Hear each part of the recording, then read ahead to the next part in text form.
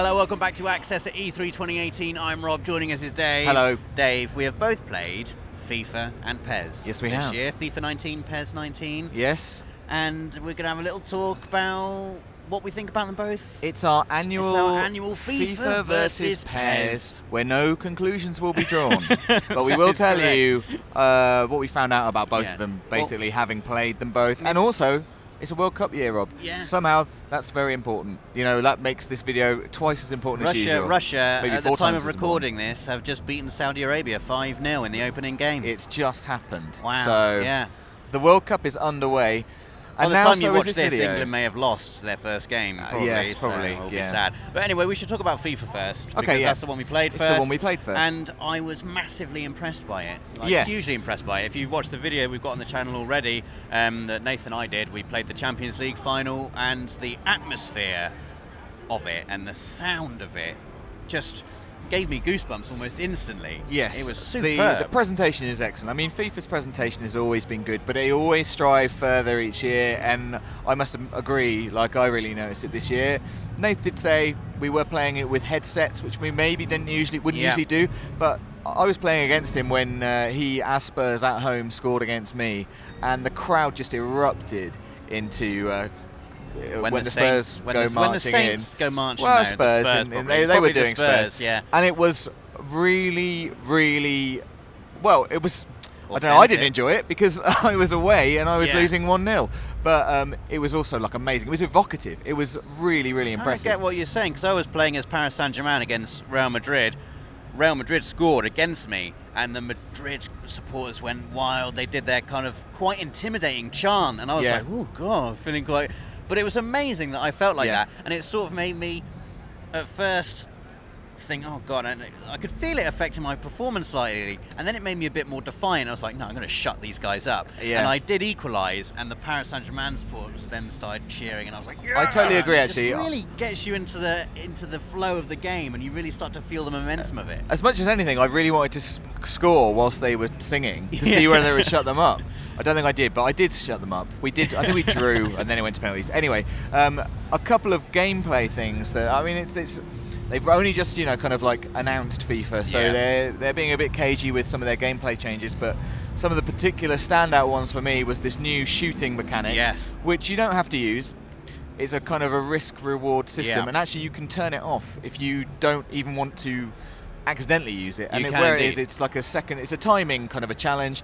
You press shoot again just as the player is about to strike the ball. If your timing is good, then the kind of like, player pip goes green, you've done it well, and you get an increased accuracy. You might get increased swerve, curve, spin, power. It gives you a better shot, basically. But the risk is you might time it badly, it might go red, in which case, more of a sitter, you might end up kind of skying or missing. And interestingly, it's not just, when we talk about timing, it is specifically timed to the animation. So it's not just you can learn the rhythm and it's always that rhythm and you would just be doing it all the time. It's very much about the animation. So if you're doing, if the ball's coming in and you're going to volley it, you have to, and you press shoot a long time ago to, you're waiting for the ball, you don't press it for that second time until the player was just about to connect with the ball. And like I said, you can turn it off. I like it. It adds like a different thing. I don't tend to. I wasn't using it much, but occasionally I was like going for it. Have Maybe a little go. You're shooting from outside the box. You might have a bit more of a go because it might. And then you can pull off some really amazing shots with that bit of risk reward, which I like. As a mechanic, I thought it was quite good. I also really like the physicality of it. There's improved 50-50 collisions. It's always been a thing that football games have tried to get right. It's that physical collision when two players come together and what the random outcome of that will be. It felt a lot more real this year. Like I was running along with Neymar, who's quite a deceptively strong player, very hard to shake off the ball, and tackles were flying in on him, and he was sort of, I was pushing the right stick to flick past, but also Neymar was automatically standing on his feet. He was adjusting his balance in such a way that allowed him to ride challenges, and Gareth Bale was doing a similar thing. He's much more of a traditionally physically imposing specimen, Gareth Bale, and he just sort of bulldozes his way through challenge. If he's got the pace going, defenders just bounce off him, and it's really, really hard to get the ball off players like that when they're doing that kind of thing. But also, if you're controlling a really strong defender, you can really muscle in on attackers and get the ball off as well, which is really satisfying. Probably the biggest thing from of the announcement, I'm sure everyone will be aware, is that the Champions League license has moved from PES for the past many years to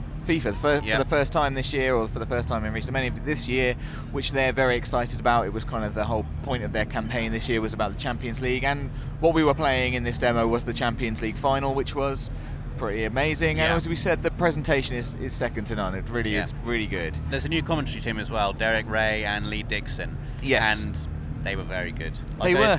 I really liked the sort of little anecdotes they would tell about players and about teams as you're playing. And I won the match as Man City. Lee Dixon is a Man City fan, and he said a little line about, never, as a kid, he would never have dreamed that his team would lift the European trophy. Yeah. And it was just adds that little bit of authenticity to it. It all adds to the kind of, and especially if you're going to play maybe a career mode and take your team all the way to the Champions League final, that's going to it just adds to the spectacle and the sense of I'm really quite proud of my achievement. We should move on to PES, Dave. Before we do, I want to say one last thing that is not moved, but was in PES last year for the first time and is now in FIFA. It's a little gameplay thing, which is just you get a little pip over the player that you will switch to when you press change player. So, changing player is always a thing in all football games. Often it's fine. I didn't want that, Occasionally you go to the wrong guy. You can use the right stick to choose more accurately, but if you're just pressing L1, this time you will at least know who it's going to be, which was in PES last year for the first time, and now we will talk about PES. PES also has borrowed some little gameplay things from FIFA that allow you to improve the flow of the game. For example, quick subs is now in PES. Yes, which is really, really useful, and it's also useful because of the visible fatigue system that they've got in PES now, where a player, if they are very tired, will have their hand on their hips, they'll start breathing heavily, they won't necessarily be able to get in position to score a goal or run back to help you out in defence if you've been, a bit overzealous on the sprint button. And now you can use quick subs to just get those lazy players off. That's right, and apparently tiredness, if a player is very visibly tired and you are just ignoring him, as we do in our Master League all the time. You will play on. Just keep playing. We'll get injured. Or not, won't get injured, more susceptible to injury. Also, it's worth saying, because I'm not sure that this is exactly the same as in FIFA, but with the quick subs, the computer will suggest, in PES, the computer will suggest a sub, but also you can set it up to, to however you want, to suggest who you want, which is quite good. Yeah, it's really cool. Talking about tiredness and fatigue, I think there's just a general kind of visual improvement in PES this year. Again, and I guess that's largely down to the fact that they have stopped supporting older consoles now. So this is a PS4 only game for the first time. And they said that this has made a lot of room in the engine, or a lot of more power can come through in the engine because they're not having to cater to any older consoles. So it's all PS4. Made just for current gen consoles, not for the old generation of consoles now, which has obviously allowed them more power. The lighting system is improved. They called it Enlighten. Yes. And so we've got the shadows from the sun moving around the stadium as the match progresses, which we've never had before, which could have an impact on gameplay. If all of a sudden you find yourself at the end of the pitch where it's bright sunshine, you might not be able to see as well as if you're in the area of the pitch where it's a bit more shaded. All in all, I just felt the gameplay, I said to you, the ball feels like it's attached to the grass a bit more this year. Yeah. Which is a stupid thing to say, but it's true. Well, it does. It is. It is how it felt. The ball just really rolled across the grass in a really satisfying, pleasing and grounded way. Yeah. And just the way the animations worked and the way the ball kind of randomly and organically ricochets around the pitch and the curl the players put on it.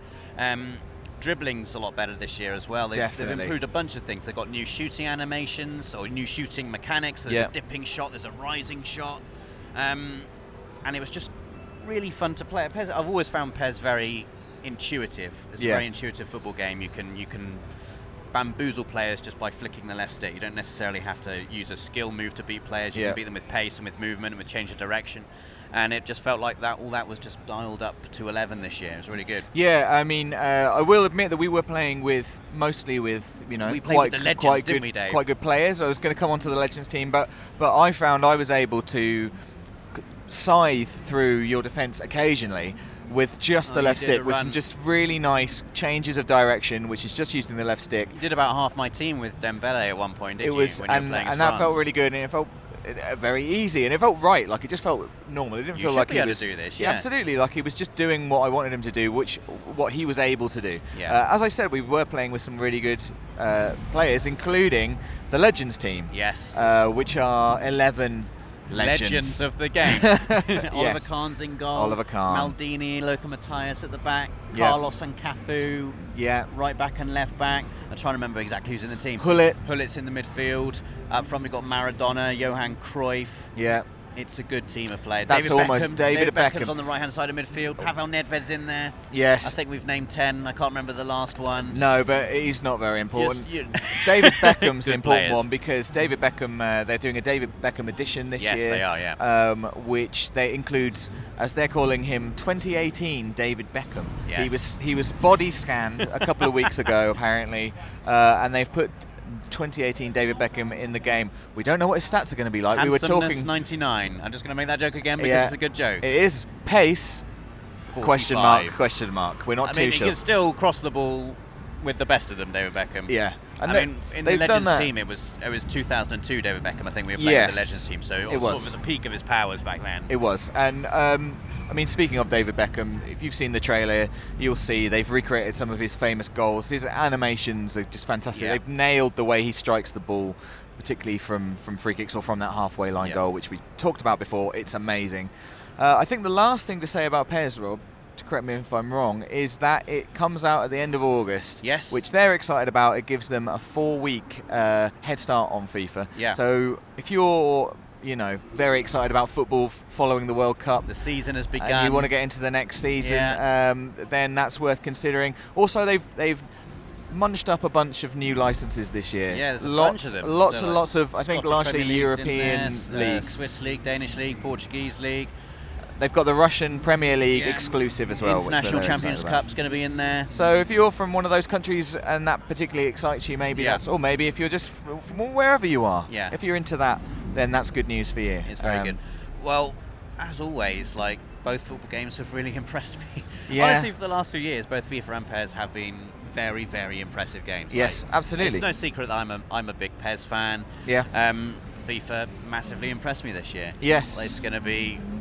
If you like football, it's a great time to be a gamer. There's two fantastic games to choose from. The great thing about E3 is that it marks the kind of gateway to football season now in terms of games. We're going to be seeing more from PES and FIFA as they tour the world before they come out later this year. So hopefully in a month or a couple of weeks or however long, we're going to have more information on actual gameplay changes. Some nil-nils. We'll put some nil-nils up on the channel. Some lovely capture of some nil-nils. But yeah, as I said, we've already got videos on FIFA and PES on their own on the channel. Go and check those out if you want to. Let us know in the comments what you think of both games, and do stay with us because we've got loads more coming up.